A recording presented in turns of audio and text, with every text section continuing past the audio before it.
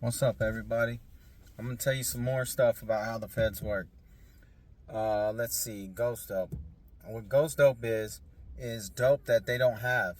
So ghost dope is dope that the feds are trying to charge you with that they never possess. See, in most criminal cases in the justice system, they have to have something to convict you of something. Can't convict you of a gun without a gun. They can't convict you of drugs without drugs. And they can't convict you of, battery or murder without a victim. But in the federal government, they can, because they use like words like conspiracy, actual or detectable amounts of this or that. And in my situation, how it happened was a high-speed chase. They found a cell phone. They pulled all the data off the cell phone with this whatever. They plugged it into a machine. It ripped all the data off the phone. Had my Facebook and a bunch of messages about drugs. The cell phone they got from me from the county jail, they absolutely plugged it in to their machine, ripped all my data off it, and used all those text messages about drugs and all the information that they had gathered with confidential informants and just straight informants. Some of them people are just telling, and people know about it. You'll hear the rumors, oh, don't fuck with him, he's telling. Don't fuck with her, she's telling. But when you're new in town, you don't know none of that. So it's too late. You just mess with whoever you mess with. And so what they do is they throw all this weight on you. They might use the same ounce. You might sell 1 ounce, but they might hit you for that same ounce 5 times and call it 5 ounces. And the ceiling is 500 grams. So if you get caught with 50 actual grams of meth, they times it by 10. If you get caught with 500 grams of detectable meth, it's the same thing as having 50. So if you can get your ghost dope plea under 500 grams, it's 5 to 40. But if it's over 500 grams, then it's 10 to life. And that's how the feds work as far as that goes. With sentencing, they're going to use every single criminal history. Now all this has just changed, but in 2017, they'll use all your criminal history against you. I had 17 felonies and like 30 freaking misdemeanors. My criminal history is 22 pages long. So I was all the way category 6. But now they're only allowed to use certain felonies that resulted in certain kinds of prison terms.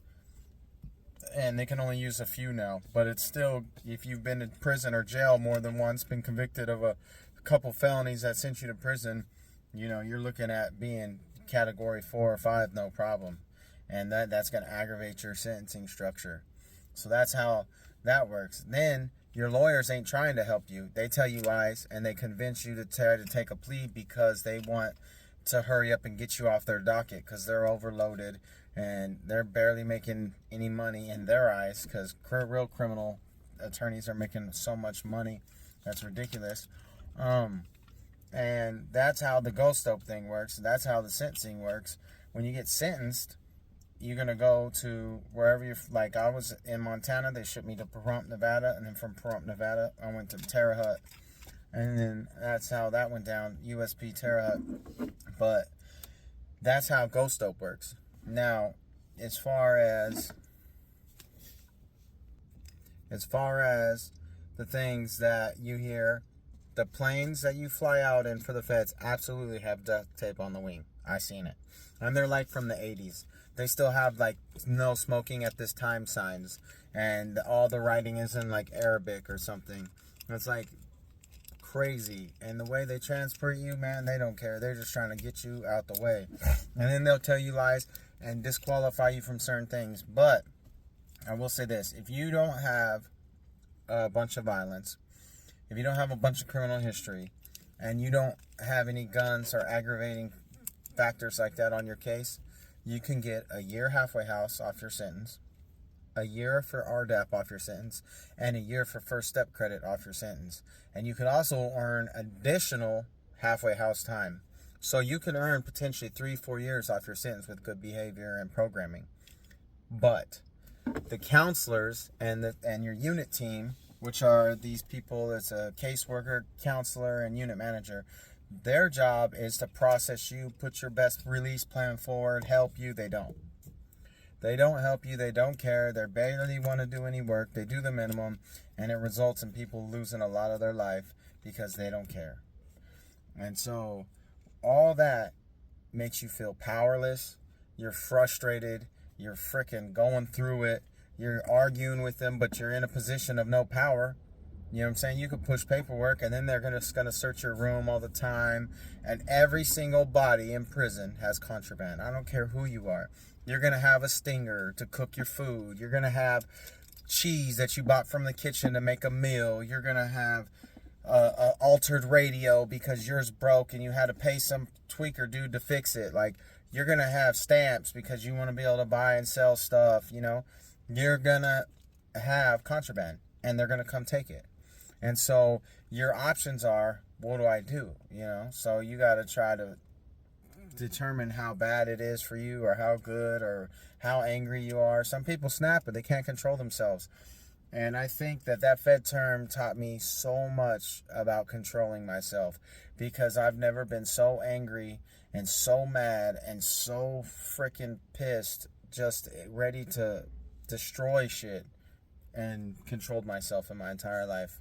Normally I have super impulse control issues, and I said some out-of-pocket stuff, but it was so borderline that I made it, by, and I only ended up getting a year off my sentence for the First Step Act and 3 months halfway house, which I'm glad, because that halfway house was crazy. Anybody got any questions, man, about the government or feds? Feel free. I do respond. I'm going to put some more war stories up on there. And, I mean, the feds are crazy, man. And that high-speed chase, I was on a motorcycle with a girl driving. We went to her family's ranch to shoot these guns. And this is the thing that pisses me off. People are like, yeah, but you're guilty. I was guilty. And I was doing a lot of shit. But the justice system is set in place for them to operate. It's not what they know I'm doing. It's what they could prove I'm doing. And they cheated to prove it. The girl, I get in a high-speed chase with the girl on the back of the motorcycle.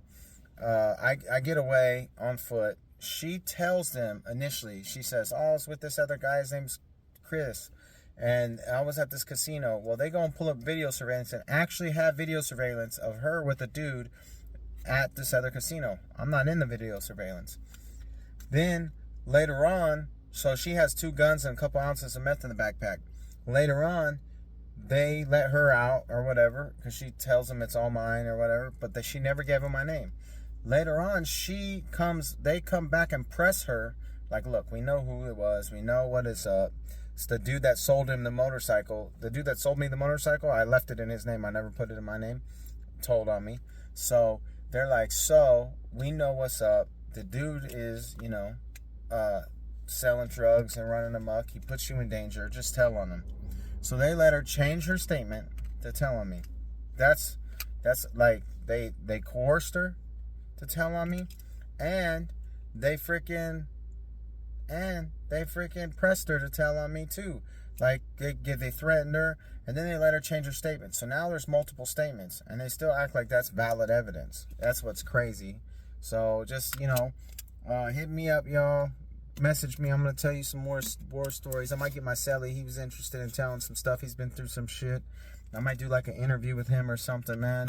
Hey, I appreciate you guys. Give me a like and a follow, and share this video too. And also, I don't condone none of the stuff. I'm in a rehab, clean and sober 7 years, working a job, going to school, changed my entire life. Thank you guys.